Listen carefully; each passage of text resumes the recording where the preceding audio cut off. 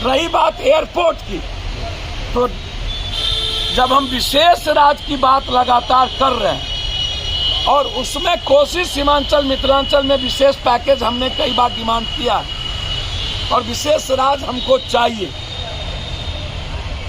यह बात गांधी मैदान में नरेंद्र मोदी भी अपने मुंह से बोले। सर सामने देखो, लाख ले लो, करोड़ ले लो, अरब ले लो, नहीं मिला।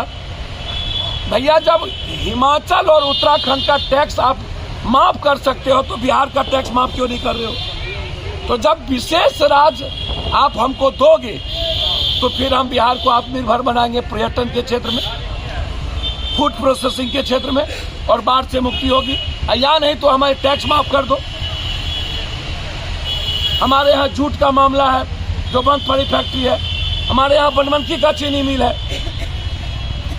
तो जो सवाल हमारे बच्चों ने उठाया है वो गलत थोड़ी है, वो सही सवाल उठाया। परिस्थितियां तो सब सामने है और ये बच्चे 5 दिन से भूखे हैं और मैंने आपको क्या कहा, फिर मिला है तो क्या लगता है भैया कि फिर इनको छलावा सीओ होगा? साहब ने अनशन तोड़वा दिया। डिप्टी सीएम दो बीजेपी के हैं जी। भैया स्पीकर की औकात नहीं है इस बिहार में एक थाना बदलवाने की और थाना को फोन करने की। ये डिप्टी सीएम क्या करेंगे तो भगवान जाने। सर सामने दूसरी चीज, संजय जायसवाल अध्यक्ष कहता है मेरी थाना नहीं सुनता, रूढ़ी कहता है कुछ है नहीं, रक्सौल में पैसा दे दिए जमीन आवंटित नहीं हो, जबकि रेवेन्यू मिनिस्टर बीजेपी का है, तो जमीन कौन देगा?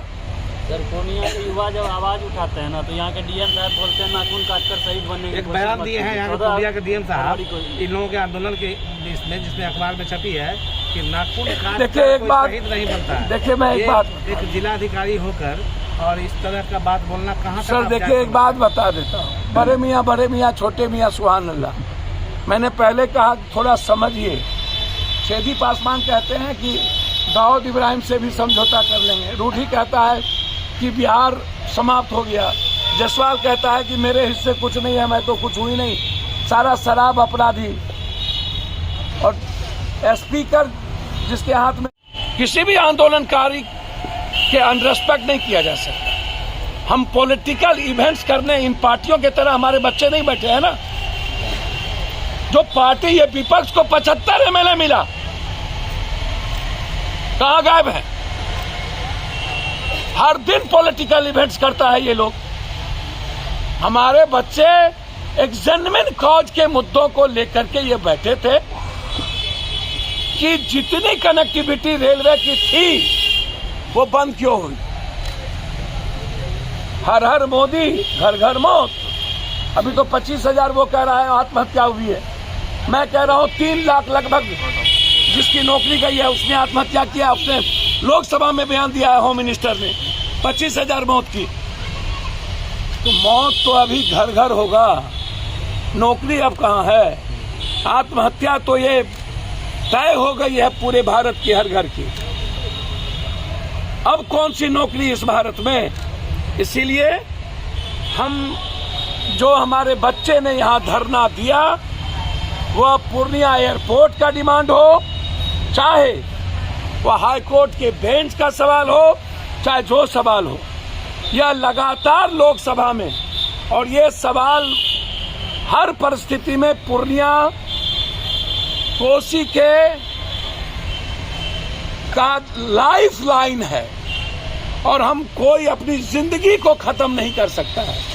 इसीलिए उपराजधानी, हाईकोर्ट बेंच, पूर्णिया एयरपोर्ट, मक्का और मखान पर आधारित आधा दर्जन फैक्ट्री और बाढ़ से मुक्ति महानंदा बेसिन का निर्माण क्यों रुका हुआ है?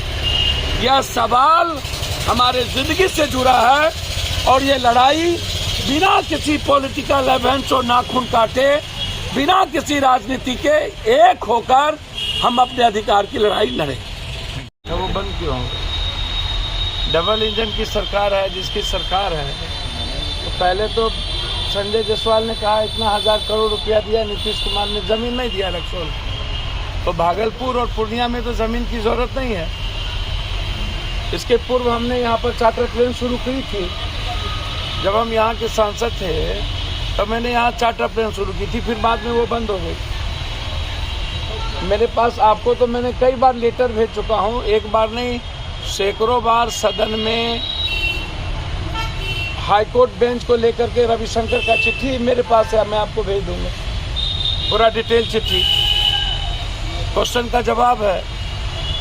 उपराजधानी को लेकर के ये सवाल उठा था। अब भागलपुर का एयरपोर्ट हो या पूर्णिया का एयरपोर्ट या बिहटा का एयरपोर्ट हो, मानसिकता आप उत्तर प्रदेश में आपने 14 ठो एयरपोर्ट के निर्माण की बात कर ली। आप जब यहाँ खाद 61 लाख आवंटन हमको होना है, आप 18 लाख भी खाद आवंटन नहीं करते हैं, यूरिया गायब हो जाता है, माफियाओं और बिचौलिया के हाथ में सब कुछ चला जाता है, पूरा का पूरा माफिया यहाँ पर बैठा हुआ है, और जिसके चलते 42% गेहूं की गन्ना नहीं हुई, अभी बुनाई नहीं हुई। उसके पहले 38% धान की नहीं हुई। तो आज जो सबसे बड़ा सवाल है वो है रोजगार से जुड़ा सवाल, जिसमें लाठीचार्ज और गोली।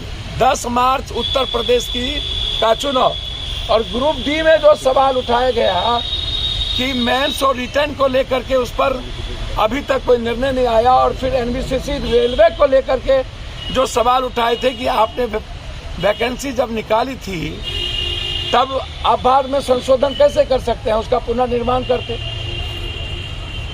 अब तो कोई रोजगार इस देश में है नहीं। आर्मी 3 बार आर्मी की नौकरी की दौड़ लेके एग्जाम लेकर के आपने दौड़ लेकर के आपने बहाली कैंसिल कर दी, आपने उसको नहीं किया।